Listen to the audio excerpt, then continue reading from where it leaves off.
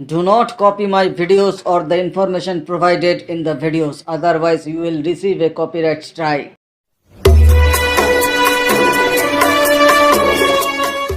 মহানায়ক উত্তম কুমারের রিমেক ছবি। আজ রাতে আর যাত্রা শুনতে যাব না, সিঙ্গারি কোই ভড়কে। এই ভিডিওতে আমি আপনাদের জানাবো মহানায়ক উত্তম কুমারের বাংলা ছবিগুলি যেগুলো হিন্দি বা অন্য কোনো ভাষায় তৈরি হয়েছিল, সেই ছবির সম্পূর্ণ তালিকা আমি একটি দেব। এটি একটি নতুন ধরনের ভিডিও, তো পুরো ভিডিওটা আপনারা দেখবেন এবং যারা এখনো এই চ্যানেলটিকে সাবস্ক্রাইব করেননি এক্ষুনি করে নিন এই ধরনের ইনফরমেটিভ ভিডিও দেখতে গেলে। ভিডিও শুরু করার আগে বলে দিই, এখানে আমি মহানায়ক উত্তম কুমারের প্রথম দিকের ছবি থেকে শেষ পর্যন্ত যেসব ছবিগুলি হয়েছে তার তালিকা দেব এবং প্রথমেই যে ছবিটি মহানায়কে আসে সেটি ছিল বসু পরিবার। 1952 সালে এই ছবিটি মুক্তি পেয়েছিল এবং এই ছবিটির হিন্দি রিমেক হয়েছিল হাম হিন্দুস্তানি। 1960 সালে এই ছবিটি মুক্তি পেয়েছিল। সুনীল দত্ত উত্তম কুমারের ভূমিকায় অভিনয় করেছিলেন, আশা পারেখ নায়িকা ছিলেন। এর পরের রিমেক ছবি সদানন্দের মেলা। 1954 সালে এই ছবিটি মুক্তি পেয়েছিল, সুচিত্রা সেন নায়িকা ছিলেন এবং এই ছবিটির হিন্দি রিমেক হয়েছিল দিল দৌলত দুনিয়া ছবিটি। 1972 সালে এই ছবিটি মুক্তি পেয়েছিল, রাজেশ খান্না উত্তম কুমারের ভূমিকা অভিনয় করেছিলেন, সাধনা নায়িকা ছিলেন। এর পরের রিমেক অগ্নি পরীক্ষা, বিখ্যাত ছবি, বাংলায় ব্লকবাস্টার যাকে বলে। 1954 সালে মুক্তি পেয়েছিল, সুচিত্রা উত্তমের সুপার ডুপার হিট ছবি এবং এটি হিন্দিতে ছোটি সি মুলাকাত হয়ে উত্তম কুমার নিজে রিমেক করেছিলেন। 1967 সালে বৈজয়ন্তী মালা নায়িকা ছিলেন। এর পরের রিমেক ছবি চাপা ডাঙ্গার বউ। 1954 সালে এই ছবিটি মুক্তি পেয়েছিল, সাবিত্রী চ্যাটার্জি অনুভা গুপ্তারা বাংলা ছবিটিতে ছিলেন। হিন্দিতে এটি রিমেক হয় আঁচল নামে। 1980 সালে এই ছবিটি মুক্তি পেয়েছিল, রাজেশ খান্না উত্তম কুমারের ভূমিকা অভিনয় করেছিলেন, রেখা রাখি এই ছবিতে ছিলেন। এর পরের ছবি রিমেক সাগরিকা। 1955 সালের ছবি, সুচিত্রা সেন উত্তম কুমারের বিখ্যাত ছবি যেটি হিন্দিতে প্রথম রিমেক হয় প্রেম পত্র নামে। 1962 সালে এই ছবিটি মুক্তি পেয়েছিল, শশী কাপুর সাধনা নায়ক নায়িকা ছিলেন এবং এই ছবিটিরই তেলুগু রিমেক হয়েছিল আরাধনা নামে 1962 সালে, অর্থাৎ একই বছরে আক্কেনি নাগেশ্বর রাও এবং সাবিত্রী এই ছবির নায়ক নায়িকা ছিলেন। তেলুগু ছবিটি সুপার হিট হয়েছিল।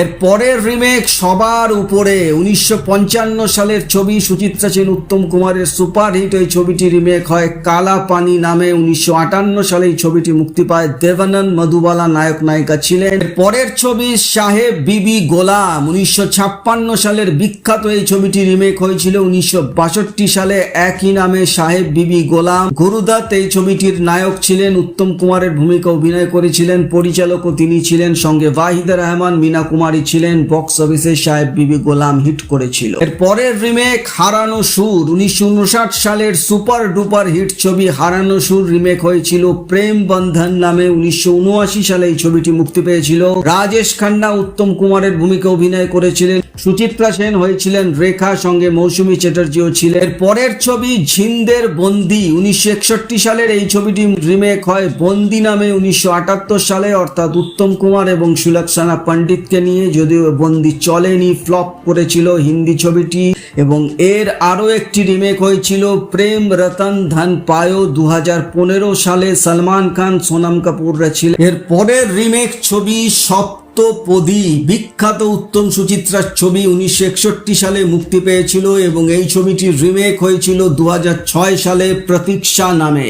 বাসু চ্যাটার্জি এই ছবিটির পরিচালনা করেছিলেন, কিন্তু এই ছবিটি কবে এলো কবে গেল কেউ জানলো না, সুপার ফ্লপ হয়েছিল প্রতীক্ষা। এর পরের রিমেক শেষ অঙ্ক। 1963 সালের উত্তম শর্মিলার বিখ্যাত ছবিটি রিমেক হয় তামিল ছবিতে পুথিয়া পারাভাই নামে। 1964 সালে শিবাজি গণেশন এবং বি সরোজা দেবী এই ছবিটিতে অভিনয় করেছিলেন এবং এই শেষ অঙ্ক আবার রিমেক হয়েছিল ধোঁয়া নামে। 1981 সালে মিঠুন চক্রবর্তী, রাখি রঞ্জিতা ছিলেন এবং এই শেষ অঙ্ক আবার রিমেক হয়েছিল 1989 সালে খোঁজ নামে।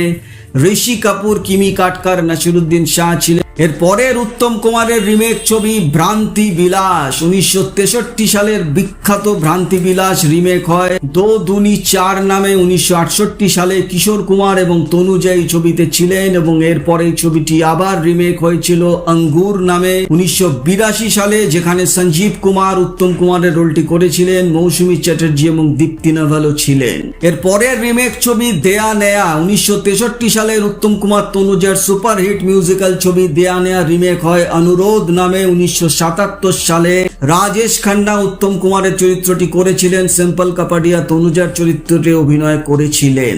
এর পরের রিমেক ছবি যৌতুক গৃহ, 1964 সালের উত্তম কুমার অরুন্ধতির বিখ্যাত ছবি যৌতুক গৃহ রিমেক হয় ইজাজত নামে 1987 সালে। রেখা নসিরুদ্দিন শাহ, অনুরাধা প্যাটেল এই ছবিতে ছিলেন। পরের রিমেক লাল পাথর, 1964 সালের উত্তম সুপ্রিয়ার দারুণ জনপ্রিয় ছবি লাল পাথর রিমেক হয় একই নামে লাল পাথর নামে 1971 সালে। রাজকুমার উত্তম কুমারের চরিত্রটি করেছিলেন, হেমা মালিনী সুপ্রিয়া দেবীর চরিত্রটি করেন, সঙ্গে রাখি ছিলেন। লাল পাথর বক্স অফিসে হিট করেছিল। পরের রিমেক ছবি রাজকন্যা, 1965 সালের এই ছবিটি রিমেক হয়েছিল রাজা জানি নামে। 1972 সালে রাজা জানিতে ধর্মেন্দ্র এবং হেমা মালিনী ছিলেন। শুধু একটি বছর, 1966 সালের এর পরের রিমেক ছবিটি রিমেক হয় হিন্দি মঞ্চলি নামে। 1973 সালে ছবিটি মুক্তি পেয়েছিল, সঞ্জীব কুমার লীনা চন্দ্রভরকর অভিনীত মঞ্চলি। পরের রিমেক ছবি জীবন মৃত্যু, 1967 সালের উত্তম সুপ্রিয়ার বিখ্যাত ছবি জীবন মৃত্যু রিমেক হয়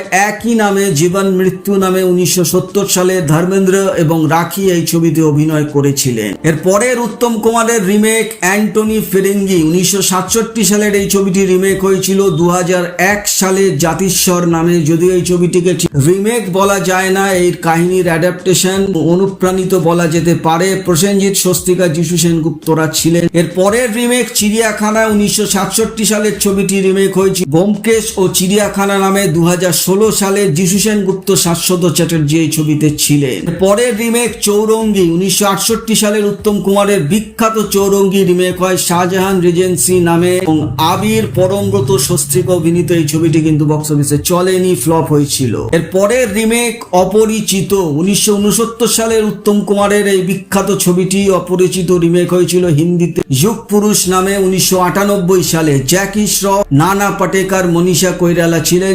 পরের রিমেক ছবি চিরদিনের, 1969 সালের সুপারহিট গানে ভরপুর চিরদিনের ছবিটির হিন্দি রিমেক হয়েছিল গীত নামে। 1970 সালে রাজেন্দ্র কুমার মালা সিনহার বিখ্যাত মিউজিক্যাল গীত বক্স অফিসে হিট করেছিল। এর পরের ছবি কলঙ্কিত নায়ক, 1970 উত্তম কুমারের ছবিটি রিমেক হয়েছিল চরিত্রহীন নামে 1974 সালে। সঞ্জীব কুমার, শর্মিলা ঠাকুর, যোগিতা বালি অভিনীত। এর পরের উত্তম কুমারের রিমেক ছবি রাজকুমারী, 1970 সালের এই ছবিটি রিমেক হয় 1972 সালে মেরে জীবন সাথী নামে। তবে এই ছবিটিকেও রাজকুমারীর হুবহু রিমেক বলা যায় না, জাস্ট একটা অ্যাডাপ্টেশন ছিল।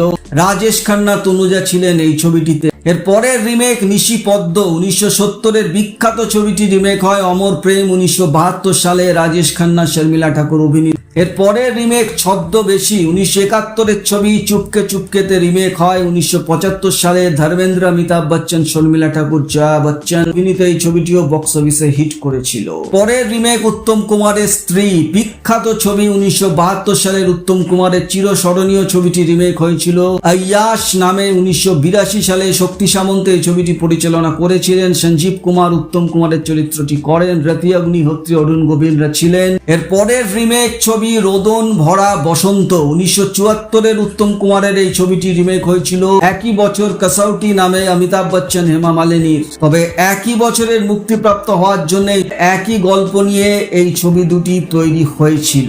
পরের ছবি অমানুষ, 1974 সালে ব্লকবাস্টার হিট ছবি অমানুষ রিমেক হয়েছিল 1977 সালে তেলুগু ছবি এদুরিতা নামে।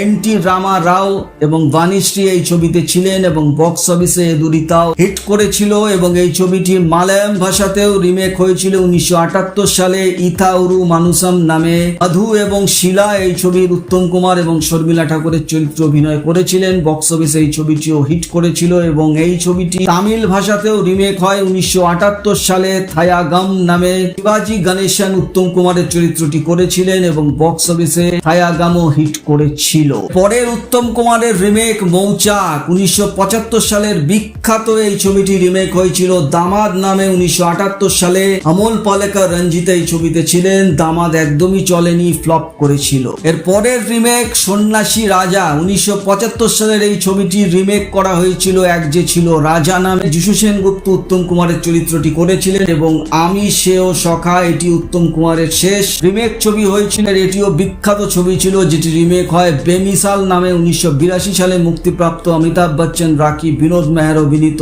বেমিসাল বক্স অফিসে অ্যাভাব এভারেজ গিয়েছিল।